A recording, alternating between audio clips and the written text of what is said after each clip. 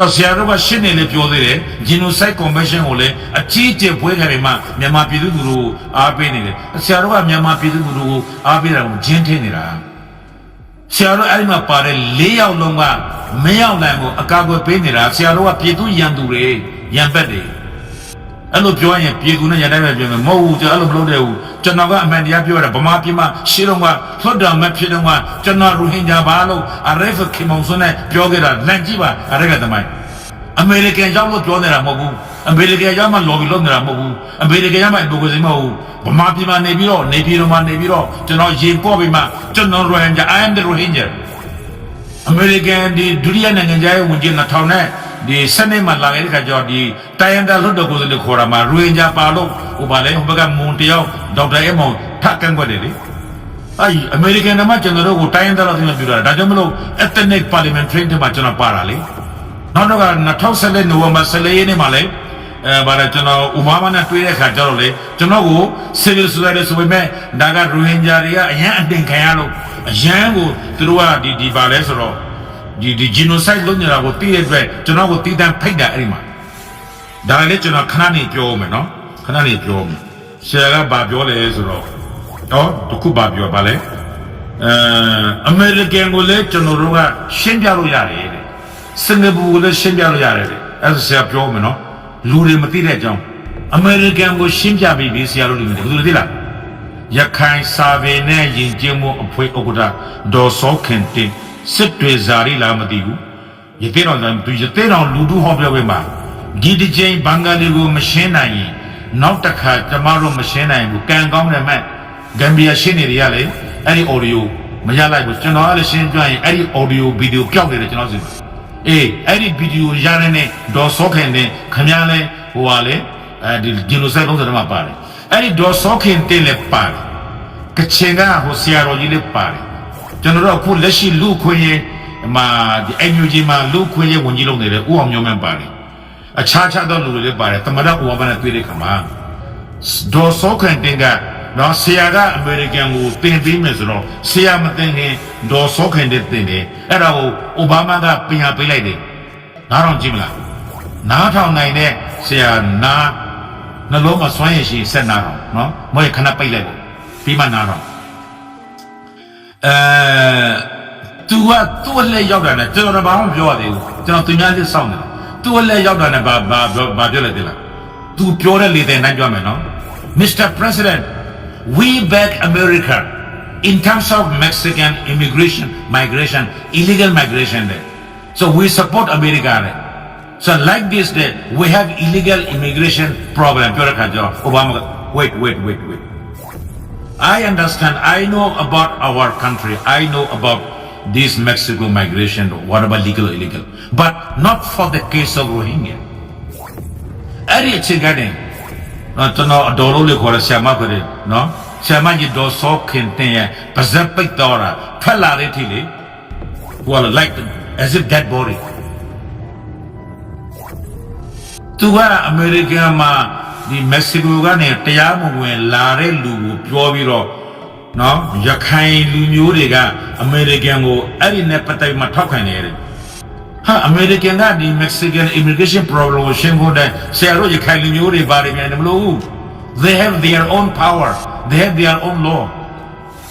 ဒီဘယ်လိုမျိုးဆရာတို့ပြောလေကိုယ်နိုင်ငံကိုငါတို့နိုင်ငံကိုဘယ်သူမှသိမလို့ဆိုတော့အမေရိကန်ဘယ်လိုသိမှာလို့အဲ့ဒါတော့နည်းနည်းများသွားပြီနော်ဆရာပြောလို့ကျွန်တော်ပြောတာပေါ့များသွားပြီအဲ့တော့ဆရာထက်အရင်စိုးတာရှိတယ်ဘယ်တော့မှလဲ2014နိုဝင်ဘာ14ရက်မယုံရင်ဖုန်းဆက်မေးကြည့်လိုက်မဟုတ်ရင်ကျွန်တော်နဲ့3ပွဲစံပြောမယ်ဇုံးမှာခေါ်လိုက်ကျွန်တော်ပြောတာဟုတ်လားမဟုတ်လားသူဆက်လာတာနဲ့ဒီအမေရိကန်ရဲ့ဒီမှာဒီမက္ကဆီကိုနဲ့လာတဲ့ immigration ပြဿနာနဲ့အတူတူပဲတဲ့ကျွန်တော်တို့ကလေတဲ့ဒီဘင်္ဂလားဒေ့ရှ်ကနေလာတဲ့ illegal migration ဆိုတော့တခါတည်း not for the case of Rohingya ဆိုပြီးမှအဲ့ဒီချိန်ကနေပါဇက်ပိတ်သွားတာယနေ့ထိပဲဆိုတော့ဆရာကပြန်ပြီးတော့ American ကိုတင်ဖို့မစင်းစားနဲ့ American has better knowledge than you ပြီးလို့ရှိရင်တော့လည်းများနေပြီကျွန်တော်ပြောတာတိတ်မပြောတော့ဘူးဒါဆိုနောက်တစ်ခုကဟို2019ကိစ္စမှာဖြစ်တာတဲ့မစီမဆိုင်ဖုံးကြီးတွေလုပ်ပြီးမှနိုင်ငံတော်တက်ခါကြောက်ဗုဒ္ဓဘာသာကိုကျွန်တော်တရားခံထဲမှာဆွဲထည့်တယ် point 2ကို note ဆရာရှင်းနေဖြစ်တဲ့ပြန်ခြေပတ်မယ်ကျွန်တော်ကိုလောလောစီကျွန်တော်ရဲ့ဗီဒီယိုဖြစ်တဲ့ကျွန်တော်တရားသူကြီးလိုခံဆောင်တယ်မဟုတ်ရင်လေခြေပတ်တဲ့ရှင်းနေပါဗျာ ICJ က civil court ဗမာလိုပြောရင်တရားမယုံတရားခံတရားလိုမရှိဘူးရှောက်ထားသူရှောက်ထားခင်ရသူမဟုတ်ရင်တရားပြိုင်အလွန်ဆုံးပြောရင်ဂမ်ဘီယာကတရားလိုဥက္ကလန်ပြောသလိုကျွန်တော်တို့ကတရားပြိုင်ဘာကိစ္စတရားခင်လဲတီလူကူဆရာတော်ကဥဝိရသူရောအဲ့မှာပါတဲ့ဟိုဘာလဲဆိုတော့ဘာလဲဟိုဘွားရောသူတို့ကိုတရားခင်လည်းမပြောဘူးတရားလိုလည်းမပြောဘူးအဲ့ဒါဘာဆို2019ခုနှစ်မှာရိုဟင်ဂျာတွေကိုတပ်ဖြတ်ပြီးတော့မှသူတို့ကဒီအဲ့ဒီတပ်ဖြတ်လာတဲ့ဒီစစ်သားတွေကနေပြည်တော်ရဲ့ဒီတရားဟောပွဲမှာဒီသူတို့ရဲ့စစ်တပ်တဲ့ဟိုအတော့ကပြည်လာမသိဘူးအတော့ကမင်းကိုလေဟိုဘက်ကဟိုကဘာလဲသတိလင်္ကာရဘာလားမသိဘူးကျွန်တော်သေချာကျွန်တော်လည်းနားထောင်ဘူးလေအဲ့ဒီကဒီလူတွေအများကြီးတက်လိုက်တော့ဒီမင်းကြီးကတော့ကရောက်နေလို့စိတ်ဖြေရဖြေကောင်းပြောလိုက်တာအဲ့ဒီပုံမြန်ကိုပြောတဲ့ internet ပါမင်းအောင်လိုင်းနဲ့စစ်အုပ်စုကရိုဟင်ဂျာတွေကိုတက်လာပြီးမှသူတို့ကလည်းဟိုမင်းအောင်လိုင်းကလည်းနောက်လိုက်ရတယ်မပြောပါဘူးဆရာတော်ဒီတီလူကိုဆရာတော်ကသူကဖားတဲ့ဆရာတော်လေNUG အာနာသိန်းကြီးကစစ်တပ်ကနေပန်နေတော့ကျွန်တော်တို့ထားလိုက်တော့ကျွန်တော်ကတော့တလေးတစားနော်တီလူကိုဆရာလို့ခေါ်တယ်ဆရာတော်ဘုရားဘာသာကသူ့ကိုဘယ်လိုခေါ်လဲဆိုတော့ဆရာတော်ကိုကြည့်လိုက်ဟိုတနေ့ကဥဝိရသူငိုနေတယ်ဆရာတော်ပြောကအဲ့လိုပြောလာတယ်ကျွန်တော်တို့ကတော့ဘေးဘာသာမဆိုကောင်းခြင်းမကောင်းခြင်းကတပိုင်းဆရာတော်မှဒီဘယ်လိုပြောမလဲဟိုကျွန်တော်တို့နဲ့တော့မှဒီလောက်ထိအယူဆကွေးနေတာနော်ကျွန်တော်တလေးတစားပြောနေတယ်ကျွန်တော်ဗုဒ္ဓဘာသာဖြစ်ဖြစ်ခရစ်ယာန်ဖြစ်ဖြစ်ဟိန္ဒူဘာသာဖြစ်ဖြစ်အကုန်လုံးဘာသာစုံကိုလေးစားတဲ့ပုဂ္ဂိုလ်အကုန်လုံးကကျွန်တော်လူကိုတန်ဖိုးထားတဲ့ပုဂ္ဂိုလ်ကျွန်တော်ဘယ်တော့မှပြောဘူးဒါပေမဲ့သူတို့ကလည်းဘာလဲဆိုတော့ဒီဂမ်ဘီယာဘက်ကရှင်းတွေကအဲ့လိုတရားဟောပြီးတော့သူတို့ကစစ်အုပ်စုကရိုဟင်ဂျာတွေကိုတတ်ခဲ့တဲ့ဆိုတဲ့ဟာကိုဒါအဲ့လိုသူတို့ကိုခါရစိတ်ဖြေရဖြေကြောင်းဖြေသိမ့်တဲ့အနေနဲ့တရားဟောခဲ့တာကလည်းစစ်အုပ်စုက genocide လုပ်တယ်ဆိုတာကပေါ်လွင်အောင်ထောက်ပြတာ case to come not everybody is the can so အဲ့ဒါကိုတခါတည်းဗမာပြည်သူတွေပြန်အောင်ကြွနေအောင်ဗုဒ္ဓဘာသာနဲ့အစ္စလာမ်ဘာသာပဋိပက္ခဖြစ်အောင်ဖန်တီးနေတာကဆရာတို့၄ယောက်အခု ICJ တရားဘာမှမဆုံးဖြတ်သေးဘူးဆရာတို့ကအဲ့ဒါကိုလုံးနေတော့နောက်တစ်ချိန်များပြဿနာဖြစ်အောင်လုပ်လို့ရှိရင်လေဒီကိစ္စဘရော့ပြမလဲကျွန်တော်လည်းမသိဘူးအဲ့ဒါဆိုဒီ MRTV စကားဝိုင်းကလည်းနောက်တစ်ချိန်ကျရင်မြန်မာပြည်စစ်အုပ်စုရဲ့ဂျီဒိုဆိုင်လုပ်ခဲ့တဲ့ဟာကိုအကာအကွယ်ပေးပြီးမှဒီကမ္ဘာတရားရုံးကိုတော့မှဒီလိုစန့်ကျင်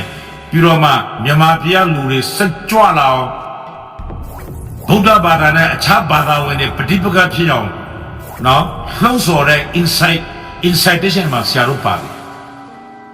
အဲ့ဒါကျွန်တော်တက်ခံကြမလို့ဘူးနော် MRTV ဗီဒီယိုကတက်တယ်ပဲငင်းပေါ့အခါတော့ဒါ AI နဲ့လုပ်တာပါ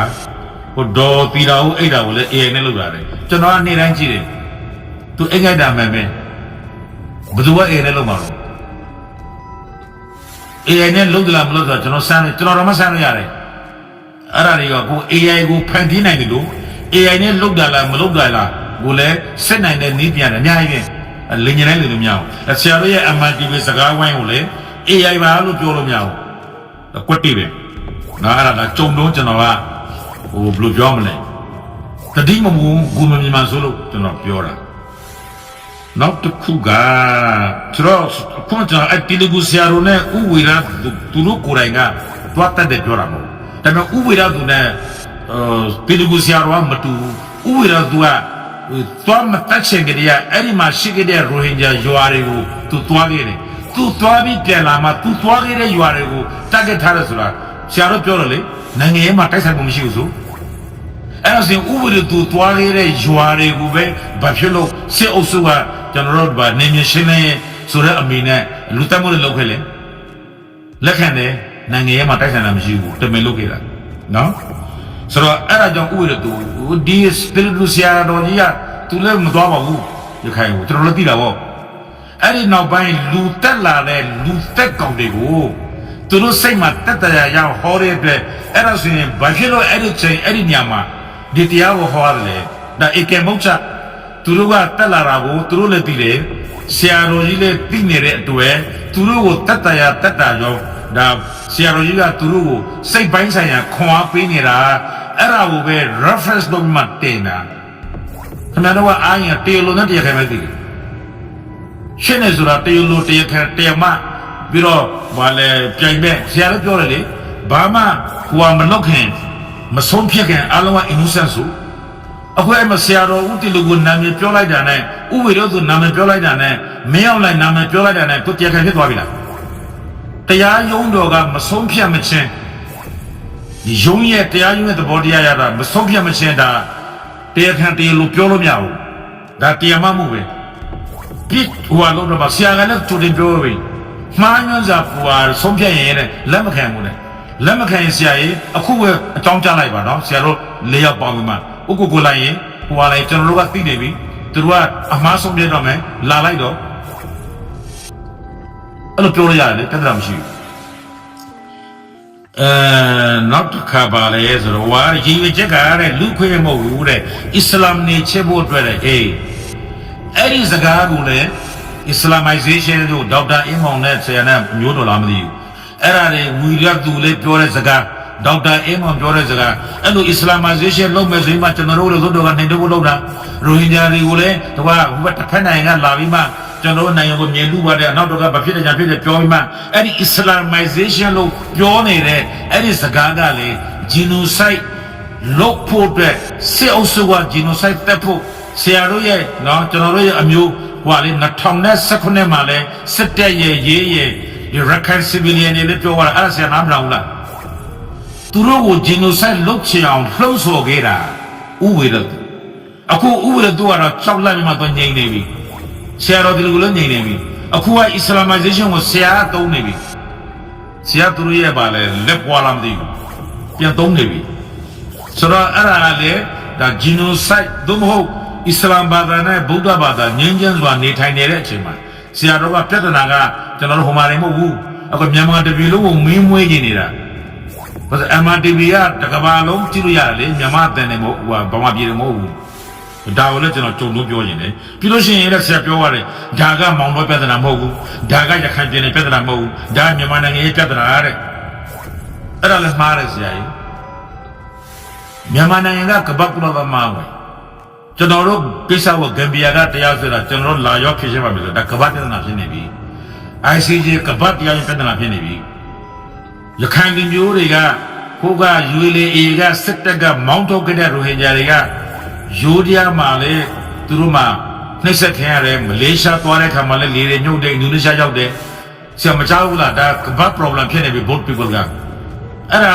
မောင်းတော့တယ်မဟုတ်ဘူးရခိုင်ပြည်နယ်မဟုတ်ဘူးမြန်မာပြည်နိုင်ငံမဟုတ်ဘူး is a global problem နော်ကျုံတော့ထောက်ပြတာပြည့်စက်ပြောရတဲ့ဟိုတဲ့ advocacy တဲ့ ICJ မှာတဲ့ကျွန်တော်တို့ဗာလဲတခုဆရာပြောရတဲ့အဲ့မှာ ICJ မှာတဲ့ကျွန်တော်တို့ရှုံးလို့ရှိရင်အဲ့ဒါနိုင်ငံသိက္ခာတဲ့ဆိုတော့ ICJ မှာဆုံးဖြတ်ချက်မှားရင်တဲ့အဲ့ဒါ ICJ အမှားမဟုတ်ဘူးတဲ့အဲ့ဒါ UN ရဲ့အမှားဖြစ်သွားမယ်တဲ့ဟမ်အခု UN ကိုလည်းဆရာထောက်တယ်ပြီနော် UN ကသူကတတ်မှတ်ထားတာပဲရှိတယ် UN ကလုံခြုံရေးကောင်စီတော်လောကောင် UN General Assembly တော်လောကောင်ကုလအတွင်းမှုတော်လောကောင်အဲ့ဒီကျွန်တော်တို့ World Code ကို ICJ ကိုဝင်ရောက်ဆွတ်ဖက်ပဲမရှိဘူးအဲ့ဒါ UN United Nations Organization နဲ့ဘာမှဝင်ဆက်လို့မရဘူးပြီးလို့ရှိရင်ဗာလဲ UN Security Council ကိုတင်မယ် UN Security Council မှာတင်နေတဲ့အဲ့ဒီ UN ကလည်းတဲ့ US ကိုမပြောရဘူးတဲ့ဆရာအဲ့ဒါမစိုးဘူးဘုရားကြီးမှန်တယ်ဘယ်ပြောရမလဲ veto power လေ American ရှိတယ်အင်္ဂလန်ရှိတယ်တရုတ်ရှိတယ်ပြင်သစ်ရှိတယ်ရုရှားရှိတယ် veto power လေအဲ့ဒါသူတို့ကမ္ဘာနိုင်ငံတွေကသဘောတူမှ veto power ယူထားတဲ့နိုင်ငံတွေကိုကြတော့သူတို့ကပဲ veto power တွေကလက်ခံမှပဲလုပ်လို့ရတာလေအဲ့ဒီ veto power နဲ့ UN ကိုတိစေရတာအဲ့လိုမဖွင့်ပြတဲ့နိုင်ငံတွေမှာဟွာတွေမှာများသောအားဖြင့်ဒါမျိုးမတရားမှုတွေပါလုပ်လို့ရှိရင်သူတို့ရဲ့အာဏာနဲ့ဖြစ်ချင်းမှုတခါတလေ UN Security Council နဲ့တွားလို့မရရင်အခြားနည်းတွေလည်းအများကြီးနောက်ဆုံးဥမာတော့ဗင်နီဇွဲလားကိစ္စကိုအဲ့ဒီဥမာလည်းအများကြီးရှိတယ်ဒါတော့ဘယ်သူမှပေါ်လို့မရဘူးဒါကတော့ဒီဆရာတယောက်ထက်က UN စက်ကိုပြင်လို့မရဘူးဒီလိုစက်ကိုအိန္ဒိယတော့မှပြီးသွားတာလို့ကျင်တာမရဘူးသူကဒါရှိနေတာပဲ ဆိုဆရာတို့ကကျွန်တော်တို့က ICJ ရဲ့ Rohingya genocide အမှုကိုစိတ်ဝင်စားမှာအဲ့မှာတွိုင်းမှာ US system တိတွိုင်းမှာစဉ်းစားတော့ဆရာအဲ့လောက်အေးချင်းမမြူကျွန်တော်လည်းအဲ့လောက်အေးချင်းမမြူဆရာမပြောနဲ့မြန်မာနိုင်ငံအစိုးရတော်မှာအဲ့ဒါလည်းပြောဝဲမရှိဘူးဆိုခုနပြောတယ်ဗာလဲမြန်မာနဲ့ဗာလဲကုလသမဂ္ဂအဖွဲ့ဝင်ပဲတဲ့ဟိုအမေရိကန်လည်းဒါပဲတဲ့ပြောလိုက်တာပဲလေဆရာလည်းမားနေပြီအခုမြန်မာအစိုးရကဆရာတို့အခုတာဝန်ခံပြီးတော့ပြောနေတယ်အစိုးရကဒီ UN ကအသိဉာဏ်မပြုလို့အခု UN General Assembly မှာ NUG ကိုတစ္ဆာခံထားတဲ့ဥကျော်ဘုထွန်းလေဘယ်မှာလဲဆီအစိုးရကိုယ်တည်းမတူဘူး UN မှာ UN General Assembly လာပြီးတော့ကပ္ပကုလသမဂ္ဂမှာလာပြီးမှကျွန်တော်တို့ကိုလှုပ်တာဒီလိုမတရားပါဘူး UN ကအမေရိကန်ကိုဖက်လိုက်တယ်ကျွန်တော်တို့က ICJ ကနေဒီလိုလှုပ်သွားတာကိုဟိုမကန့်ကွက်ပါဘူးကန့်ကွက်ခြင်းနဲ့ပါလို့ပြောကြရင်တော့မှ UN General Assembly မှာလာလို့များတဲ့အုပ်စုကဆရာတို့ရဲ့ဒီအချမ်းဖက်စီအုပ်စုနော်ရှင်းနေကြီးဒါလည်းနားလည်ဖို့လိုတယ်အခုကျော်ဘိုးထုံးကနဲ့ဒီ NUG ကလည်း ICJ ကိုလောကထောက်ခွင့်တယ်သူတို့ပဲနိုင်ငံကိုတရားဝင်ကိုစားပြုွယ်ရှိတယ်လို့နိုင်ငံရေးမှာတော့တဘာတော့ကိုမရှိတာမလဲဆရာတို့ပြောတာမှန်တယ်စေလို့ရင်မှုဆိုတော့မှန်တယ်ဒါပေမဲ့စေလို့ရင်ပြောတဲ့ဆရာ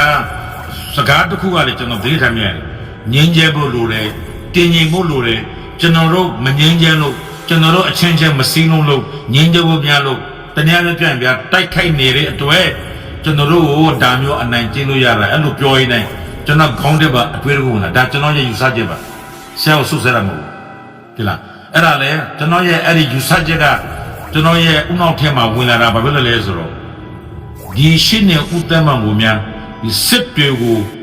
အာကန်အာမီကမသိမ်းအောင်ဒုမဟုတ်အာကန်အာမီနဲ့ခုနကဒီစစ်စင်ရေးတွေကိုရပ်ပြီးတော့မှဒီစစ်အုပ်စုနဲ့နားလည်မှုတစ်ခုယူပြီးတော့ငင်းချင်းလို့ပြီးတော့အခုရိုဟင်ဂျာကိစ္စပဲဖြစ်လာတဲ့ခါကျတော့ရိုဟင်ဂျာကိစ္စကိုနင်းပြီးတော့မှမြန်မာနိုင်ငံတန်းသားစင်လို့ဒီပါလဲဆိုတော့ရဲ့ဒီအချမ်းဖက်စစ်ကောင်းဆောင်နဲ့ဒီအာကန်အာမီနဲ့သူတို့ကတနည်းတစ်ပုံစစ်ပြင်းရင်လုပ်ပြီးတော့နေရနေမြေထိန်းချုပ်မှုကိုတတ်မှတ်ပြီးတော့မှဟိုတစ်ဖက်မှာကျွန်တော်တို့ဒီຫນွေဦးတော်လည်းရဲ့ဂျန်စီနဲ့တခြားသောဒီတော်လည်းရဲ့ဟာတွေကိုတွားပြီးမှအမုန်းကျိတ်ဖို့အတွက်ခမားနဲ့မင်းအောင်လိုင်နဲ့ညာကြိတ်ပြီးမှကြံထားသလားဆိုတာအတွေးဝင်လာတာနော်ကျွန်တော်တွေးတော့ဝင်လာတယ်အဲ့ဒါဟုတ်သလားမဟုတ်သလားဆိုတော့အခြေခံကပြောပါလိမ့်မယ်ကောင်းပါပြီတနာရီနဲ့မိနစ်20ရှိပါပြီကျွန်တော်နားထောင်ပေးတဲ့အတွက်အားလုံးကိုကျေးဇူးတင်ပါတယ်အားလုံး